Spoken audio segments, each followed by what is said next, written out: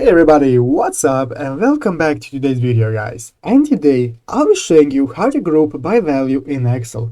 So yeah guys, make sure to watch this quick and easy video till the very end and follow my steps correctly so you can make sure this works the same for you and that you can do this yourself. But yeah guys, let's get straight into it. The first thing you want to do guys is go ahead and open up Excel if you haven't already. After opening up Excel guys, you'll be greeted by either the option to create a new workbook or to edit a file that you already have. So let's say that we already have a file that we want to use. Let's say go ahead and open up our file. As you can see here, we currently have a table with some values in it. As you can see, some values are bigger than others and they are not in the correct order. So guys, how do we make them in a correct order, these values? Well, it's very easy. First thing you want to do guys is go ahead and select the values that you want to order and to group.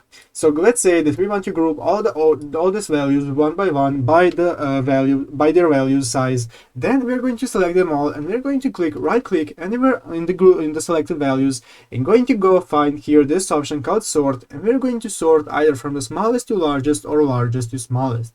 So let's say we want to sort largest to smallest. Go ahead and click on that guys, and as you can see here guys, now our value has been grouped in a totally different way. It has been grouped from the largest to smallest, and here it goes from the largest to the smallest, and then you'll be able to see guys that you have successfully grouped them by their value.